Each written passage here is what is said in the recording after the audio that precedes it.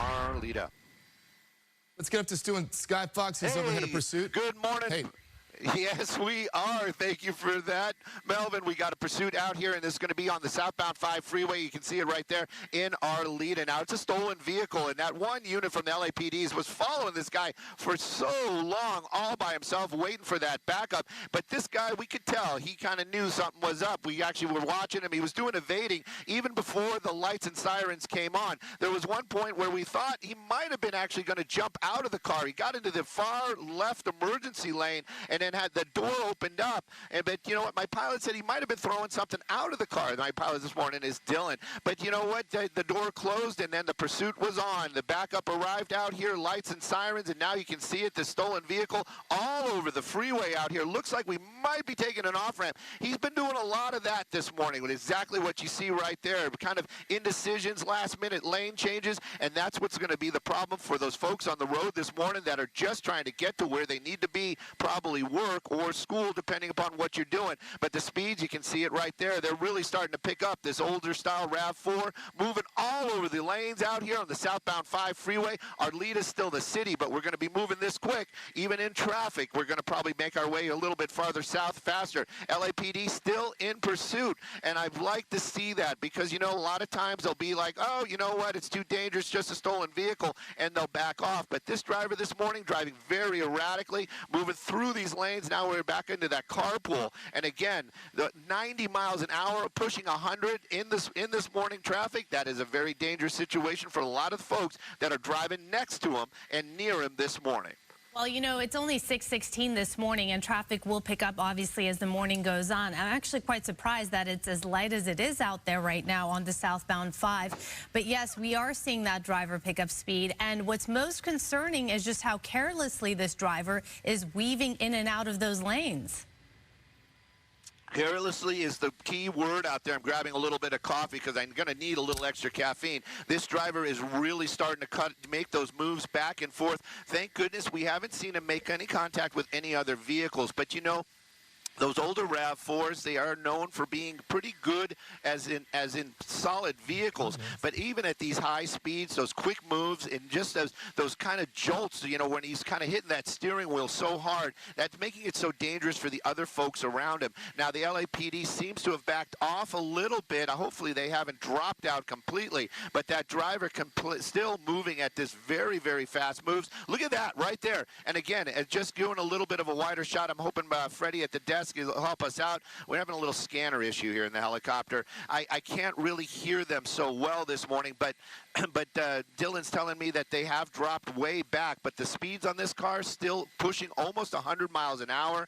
And again, these sweeping turns through the roadway out there between these other vehicles, that's what's so dangerous. And there again, he's doing one of those, oh, he's going to take the off-ramp. No, he's not. And that is what is so dangerous, especially at those high speeds. But again, it does look like LAPD has backed off. I'm going to just get a really wide shot just to double, triple check out here. Yeah, we see no lights and sirens behind him. So right now, that RAV4, that stolen RAV4 on the 5 freeway southbound, high speeds, you know who he's running from? He's running from his own demons because there's nobody behind him. But those high speeds continue out here, and that is what's so dangerous. And again, it looks like he almost turned off his lights there for a second, but again, it is the public and their safety that everybody is concerned about, and even law enforcement actually has concern about the driver behind the wheel of that stolen vehicle. So, Stu, why is LAPD dropping back?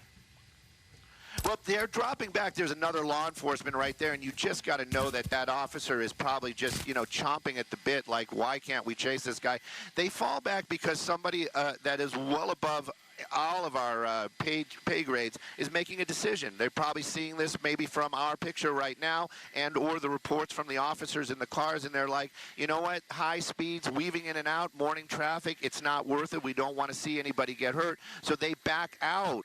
And a lot of times it is because they want the suspect to slow down and start becoming more safe. But in this case, this driver continues to drive very recklessly. Right. These are the decisions that are made, and you never know which is the correct decision to be made, but they have to weigh the risks, basically. Is it more dangerous to pursue this suspect and make him or her more aggravated, and then they take risks that will endanger the public?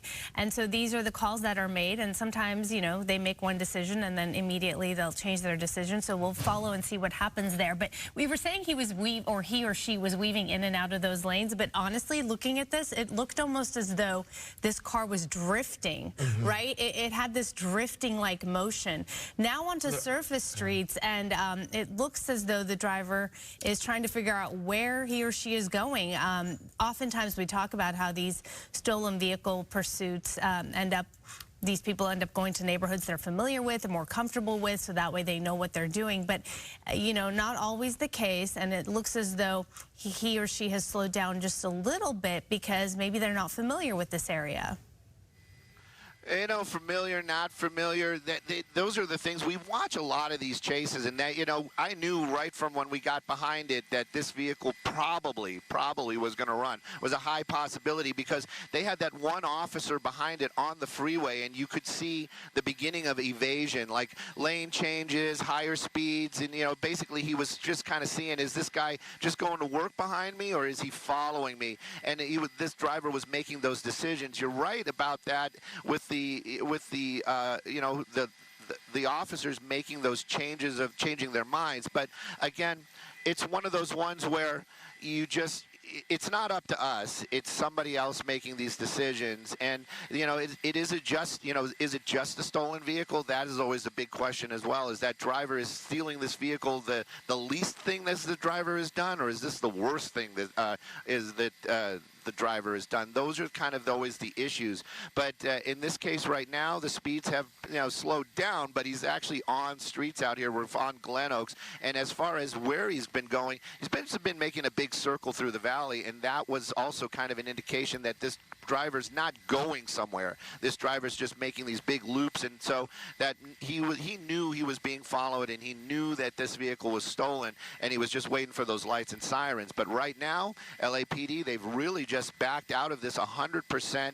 That car is driving a little bit slower. I'm sure he's stopping kind of for almost no reason right there, and then that was kind of an unusual move. So if he does jump out, chances are somebody in LAPD is watching our picture right now, and if he does jump out, there's a good chance they might try to take this person into custody. But I just got word that Dylan said that there's an LAPD helicopter going to be joining us here in just a moment or two. So there's a possibility they may re-engage the pursuit. Maybe that was also one of the reasons they felt, well, you know what, we don't have one of our helicopters over it.